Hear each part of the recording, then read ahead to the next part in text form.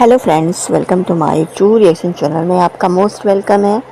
I hope आप लोग अपने लाइफ में हैप्पी होंगे, एज यूजुअल सुखी होंगे, स्वस्थ होंगे। तो चलिए आज कुछ डिफरेंट हम कर रहे हैं। हमेशा हम बॉलीवुड फिल्म के रिएक्शन देते हैं, लेकिन जैसे कि मैंने लाइव स्ट्रीम्स में भी बताया था कि मैं खुद से लिखी हुई कहानी आप तक ले आऊँगी। और यदि आप लोग इसे पसंद किए और आप लोगों ने उतना ही प्यार दिया, उतना ही इसे सराहा, तो अपकमिंग टाइम में मेरी बहुत सारी ऐसी कहानियाँ हैं जो मैंने खुद लिखी है, वो आपके सामने उसकी प्रस्तुतिकरण अवश्य करूँगी। तो आज जिस कहानी की मैं बात कर रही हूँ, ये कहानी एक मध्यम वर्गीय परिवार की है और इस कहानी का जो शीर्षक है वो है चुनौती।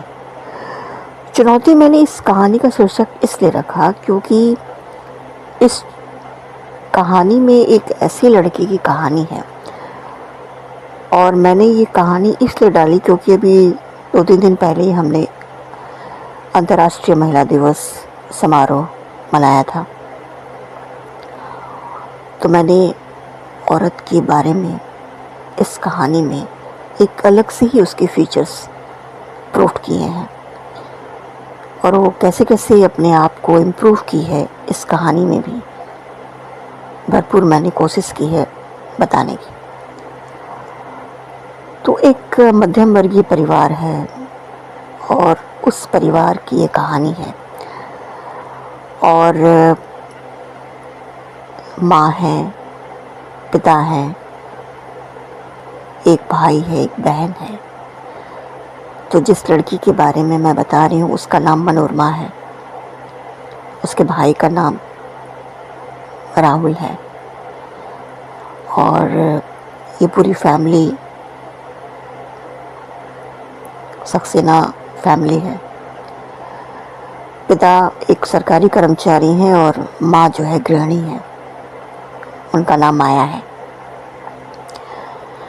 ये लोग बहुत ही कैजुअल तरीके से अपने लाइफ को जीते हैं, न किसी के साथ कोई इनका झगड़ा, न किसी के साथ इनका कोई बैर है। फेस्टिवल हो या कोई भी चीज़ हो, ये लोग मिलजुल के मनाते हैं। इनकी पूरी फैमिली बड़ी अच्छी है, एक डिसिप्लिनाइज्ड जो फैमिली होती है वो है पूरी तरह से। तो हम मध्यम वर्गीय जो परिवार की जो फैमिलीज होते हैं, अमूमन देखा जाता है कि छोटी छोटी खुशियों में ही वो लोग बड़ी बड़ी खुशियाँ तलाश कर लेते हैं और ये आप लोग अच्छी तरह जानते हैं, इसे बताने की ज़रूरत नहीं है। तो जो सक्सेना फैमिली थी वो जो भी खुशी हो वो बहुत अच्छे से मनाती थी। तो बच्चों ने एक बार सोचा कि पापा से जिद किया, राहुल ने बोला, मनोरमा ने बोला कि पापा हम लोग कहीं पिकनिक पे चलते हैं, कहीं घूमने चलते हैं आउटडोर। तो उनके पास खुद की गाड़ी भी थी, तो कोई प्रॉब्लम वाली बात भी नहीं थी।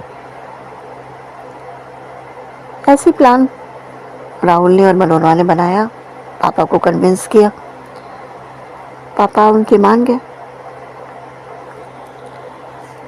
तो उनके पिताजी का नाम अमर था और माँ का नाम माया। तो सक्सेना साहब जो थे वो बात को मान गए। अब पिकनिक की तैयारी होने लगी, बच्चे बहुत एक्साइटमेंट थे और मनोरमा उस वक्त 10th क्लास में थी और जो राहुल था वो क्लास 7 में पढ़ता था। उसने अभी अपने सेकेंडरी सेक्शंस में उसने ज्वाइन किया था, लेकिन मनोरमा अब 10th में थी तो वो बोर्ड वोर्ड देने की तैयारी में थी। पिकनिक के लिए लोग निकलने का प्लान करें तो सब में एक्साइटमेंट होती है कि क्या स्नैक्स ले जाना है, क्या ले जाना, नहीं ले जाना। तो पूरे अपना प्रिपेयर वगैरह करके अपना ले गए। तो सब लोग निकल पड़े और जहाँ उनका प्लान था, जहाँ उनको जाने का प्लान था, वो लोग वहाँ गए, एंजॉय किए।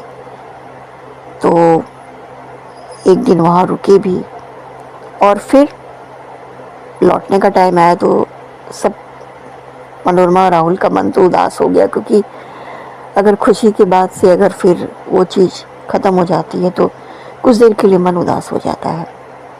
ये एक प्रैक्टिकल बात होती है। तो मनोरमा जो है और राहुल अपने गाड़ी में बैठ के अपने पापा के साथ वापसी कर रहे थे। तो पापा ड्राइव कर रहे थे, जो सक्सेना साहब थे ड्राइव कर रहे थे। उन्होंने फिर गाड़ी चलाई और थोड़ा मौसमी धुंधलापन था, या यूँ कहें कि कभी कभी जो पहाड़ी इलाके होते हैं उसमें थोड़े परिवर्तन हो जाते हैं वेदर के, कभी धुंधला, कभी धूप, कभी ऐसे कुहासा टाइप का कुछ हो जाता है। तो शायद उनके जो आगे वाले मिरर थे उस पर रिफ्लेक्शंस पड़ गए होंगे, तो उन्हें कुछ दिखा नहीं होगा। तो उनकी गाड़ी जो है एक बगल के पत्थर से टकरा गई, तो उनकी गाड़ी शायद उलट गई। तो परिवार का एक्सीडेंट हो गया। राहुल को चोट लगी, उतनी चोट नहीं लगी थी जो जानलेवा हो, लेकिन सक्सेना साहब को बड़ी गंभीर चोट लगी, हड्डी वाली जो बोलते हैं। उनकी हड्डियाँ टूटी। उनकी जो माया, उनकी जो मदर थी, उनको भी थोड़ी हल्की फुल्की चोट लगी, लेकिन जानलेवा चोट नहीं थी। लेकिन मनोरमा की जो चोट थी वो ऐसी चोट थी कि शायद वक्त लगे उस जख्म को भरने में। मनोरमा वैसे देखने में बहुत ही खूबसूरत थी।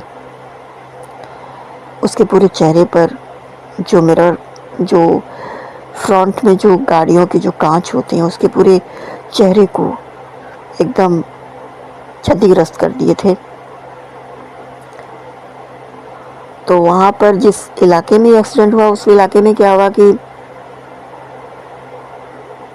आसपास के जितने लोग थे, गांव वाले लोग थे, उन्होंने पास की अस्पताल में उनको ले जाया गया, फर्स्ट एड किया गया। लेकिन इतनी गंभीर चोट थी कि उनको ये कहा गया कि शहर ले जाना ही होगा। तो उनका रेसिडेंस जहाँ था, वो जहाँ पर रहते थे, तो वो किसी तरह से उनको वहाँ पहुँचाया गया। उनकी गाड़ियों को भी किसी तरह से उनके घर तक पहुँचाया गया,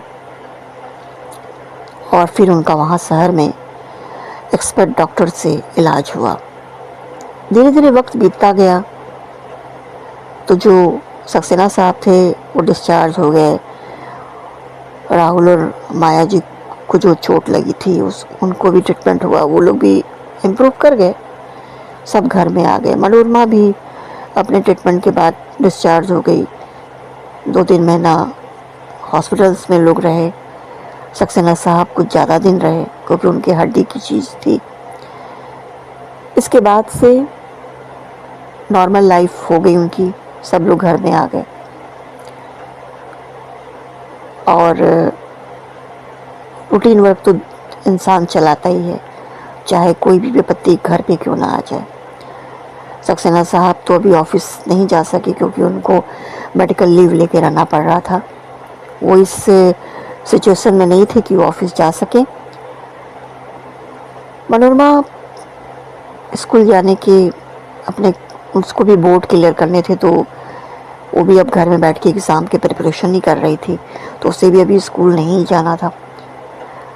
राहुल अपना स्कूल जा रहा था। तो नॉर्मली उनकी लाइफ अच्छे से चल पड़ी। लेकिन मनोरमा ने अपने प्रीवियस के फेस को और करंट वाले फेस को जब कंपेयर किया, तो बड़ी डिप्रेशन में चली गई वो, क्योंकि वो बिलीव नहीं कर पाई कि उसका इतना बदसूरत चेहरा हो जाएगा। और गाइस, आपको पता होना चाहिए कि जब हमारे जीवन में जब कोई कठिनाई आती है, तो सबसे पहले अड़ोसी पड़ोसी आके डंक चुभाने वाली, यानी कि दुखी करने वाली कुछ कुछ बात बोल के चले जाते हैं कि हाय राम, कितना चेहरा खराब हो गया, हाय राम, सक्सेना साहब जी की हड्डी टूट गई, ये हो गया, ये हो गया, अब इसकी शादी कैसे होगी। तो मैं अपने समाज से ये पूछना चाहती हूँ कि चेहरा खराब होने से कि चेहरे में कुछ दोष होने से क्या उसका शादी से कनेक्शन है? क्या क्या उसकी क्वालिटी कोई मायने नहीं रखती?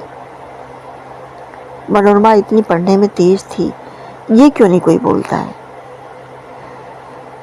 तो लोग आ रहे थे, सुइयां चुभो चुभो के जा रहे थे, लेकिन अब सक्सेना की जो फैमिली थी वो हैबिचुएटेड हो गई थी। उन्होंने भी इस सच्चाई को स्वीकार कर लिया कि चलो भाई, अब क्या ही किया जाए, फेस तो करना ही पड़ेगा। लेकिन कहीं ना कहीं जो मनोरमा थी वो डिप्रेशन में जा रही थी। लेकिन उसी डिप्रेशन में उसने अपने 10th के बोर्ड दिए, नंबर भी अच्छे आए, लेकिन उतने अच्छे नंबर नहीं आए जितने की उसने एक्सपेक्टेशन की थी। किसी तरह से उसने 11-12 किया, बस एज ए ड्यूटी जिसको बोली जाती है कि भाई एक एजुकेशन का ठप्पा लग जाए हमारे माथे पे, डिग्री मिल जाए हमें, बस इसी को सोच रही थी और आगे बढ़ती गई। अब बारी आई कॉलेज जाने की, जो अपने आप को एस्टेब्लिश करने का सबसे बिग प्लेटफॉर्म होता है। उसको भी उसने धीरे धीरे कंप्लीट करने की कोशिश की, लेकिन वो जीवन से हार मानती जा रही थी। कहीं ना कहीं वो कहा जाए गाइस कि वो भीतर से टूटती हुई जा रही थी। अब उसको समझ में नहीं आ रहा था कि मैं अपने आप को कहाँ प्रूव करूं, क्योंकि जो हमारा समाज है वो हमें इस बदसूरती वाले चेहरे के साथ एक्सेप्ट करेगा कि नहीं, किसी संस्था में या किसी ऑफिसेज में या कहीं भी। तो कुंठित हो करके वो अपने आप को बंद कमरे में रखना शुरू कर दी। किसी से ना बातचीत करना, परिवार से भी ज़्यादा बातचीत नहीं करना, अनेक सीमित कमरे में खुद को समेटती। ऐसे समय बीतता गया तो एक बार उसकी एक बचपन की सहेली उससे ऐसे ही मिलने के लिए आई, जो उसकी स्कूल की सहेली थी। तो उसने मनोरमा को ऐसे देखा तो वो बहुत चकित हो गई।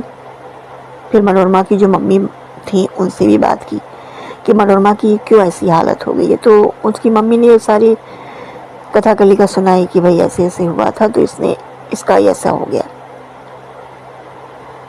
तो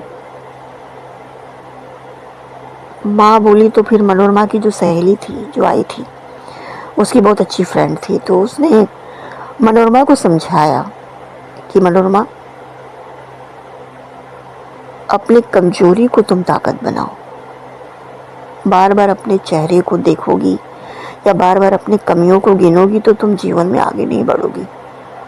इसलिए आगे बढ़ने के लिए अपनी कमजोरी को मजबूत बना लो, एक स्तंभ की तरह मजबूत बना लो और आगे बढ़ो। ऐसे उसको मोटिवेशंस की बहुत सारी बातें उसकी सहेली ने बता के अपने जो उसकी माँ है उसका आदर सत्कार की। फिर वो अपने घर चली गई। लेकिन वो बोली कि मनोरमा, तुम अभी भी वक्त है, अपने आप को एक मौका दो।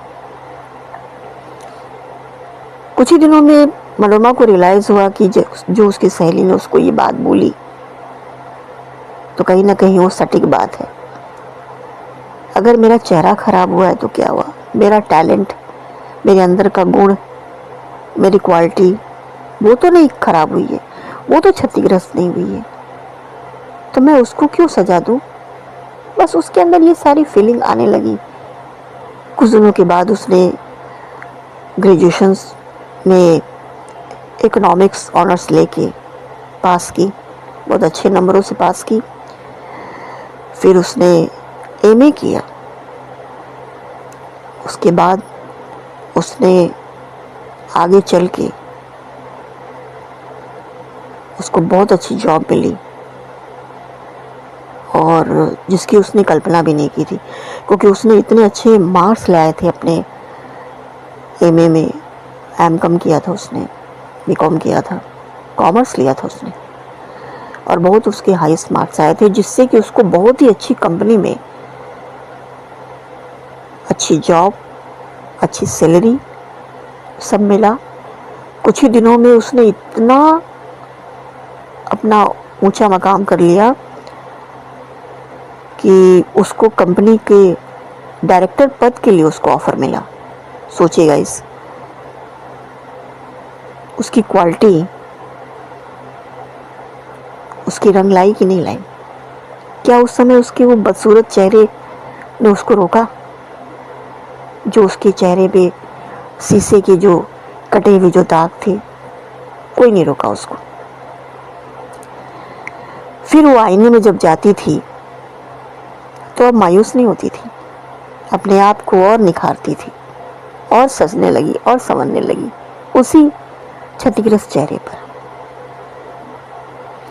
उसने प्रीवियस को भुला दिया और वो फैसला की कि वो अपने आप को इतना एस्टेब्लिश कर लेगी कि उसको अगर किसी की बातें अगर चुभती भी है तो कोई फ़र्क नहीं पड़ेगा। कंपनी के डायरेक्टरशिप का उसको जब चार्ज दिया गया तो उसके माता पिता गर्वान्वित हो गए। वही समाज के लोग जो आके सुई चुभोते थे, वही आकर बोलना शुरू कर दिए, वाह आपकी लड़की तो बहुत अच्छी है, बहुत काबिल तारीफ। तो गाइस वो क्या है ना कि हमारे जो समाज के जो लोग होते हैं वो बड़ी जल्दी पलटी मार लेते हैं। आप जैसे जैसे आप रहोगे आपके उसी हाव भाव में आ जाएंगे। इसलिए समाज के लिए अपने आप को चेंज करने की ज़रूरत नहीं है, खुद के लिए चेंज करिए, खुद को इम्प्रेस करिए, दूसरों को इम्प्रेस करने के लिए मत जिए, खुद की क्वालिटी को इम्प्रेस कीजिए। इस कहानी में यही भरपूर बताया गया है। बस मनोरमा की लाइफ तो एकदम सेट हो गई। आज वो लाइफ में इतनी सक्सेस हो गई, लेकिन उसने शादी करने का भी नहीं सोचा, क्योंकि उसके जीवन में सबसे बड़ा था कि वो अपने आप को फुल्ली स्ट्रॉन्ग करेगी। तो ये कहानी का चुनौती मैंने इसलिए शीर्षक रखा क्योंकि उसने चुनौती स्वीकार की ना। तो मैंने इस कहानी को चुनौती इसलिए लाया क्योंकि महिला दिवस पे ये देना मेरे लिए बहुत ही गर्व की बात होती कि मैं अपने तमाम दर्शकों को ये कहानी के माध्यम से ये बताना चाहूँगी कि अगर औरत कमज़ोर पड़ती है तो कहीं ना कहीं उसके अंदर ताकत भी मौजूद होती है, बस उस ताकत को खोजना है। और परिवार का यदि साथ मिल जाए, क्योंकि समाज साथ दे या ना दे कोई फ़र्क नहीं पड़ता है, लेकिन अगर परिवार अगर उसके साथ है, अगर परिवार उसे सुई चुभोने वाली बात ना करे, तो वो महिला शक्तिशाली हो सकती है। मनोरमा ही क्यों, मनोरमा जैसी कई लड़कियां हमारे समाज में होंगी। मैं उन सभी को यही आग्रह करती हूँ कि इस कहानी को जब आप सुनेंगे तो आपके अंदर थोड़ा बूस्ट तो मिलेगा ही, एक एनर्जी ज़रूर मिलेगी, वो भी पॉजिटिव। और ये ट्रू रिएक्शन चैनल के माध्यम से मैं आप सभी से रिक्वेस्ट करना चाहती हूँ कि आप मेरे चैनल पर अगर न्यू हैं तो प्लीज़ आप मेरे चैनल को सब्सक्राइब कीजिए, ताकि हमारे वीडियोस के न्यूली जो अपडेट्स होती हैं उनकी नोटिफिकेशन आप तक डायरेक्ट पहुँचे। इसलिए बेल आइकन को प्रेस ज़रूर कीजिएगा। और उम्मीद यही है कि आप हमारे ट्रू रिएक्शंस के कंटेंट को मन लगाकर रिलैक्स होकर सुनिए, परम आनंद प्राप्त होगा आपको, क्योंकि इस चैनल में ऐसी कोई बात नहीं बोली जाती जो आपको मायूस करे, आपको बोर करे, आपको कुछ ऐसी पॉइंट दे दे जिससे आप इस चैनल पर दोबारा ना आए। ये कोशिश ये चैनल कभी नहीं करेगा, आने वाले टाइम में भी और आज भी, और ना कभी पिछले तरफा किया है। हमारी यही कोशिश रहती है कि आप सभी लोग को एंटरटेन करना, कभी बॉलीवुड के रिएक्शन से, कभी किसी अदर चीज़ से, कभी अपनी सेल्फ जो कहानी है उससे। आज ही मैंने अपनी सेल्फ कहानी आप तक पहुंचाई है, और आपको ये कहाँ तक पसंद आई प्लीज़ हमें कमेंट कीजिएगा और हमें बताइएगा। अगर आप लोगों ने इसको पसंद किया तो नेक्स्ट टाइम मैं और भी कहानियाँ लेकर आऊँगी जो मैंने अपने पिटारे में रखी है। शायद हो सकता है कि ये ट्रू रिएक्शन के माध्यम से मैं आप तक सब पहुँचाऊँ। इसी उम्मीद के साथ मैं आपसे इजाज़त चाहती हूँ।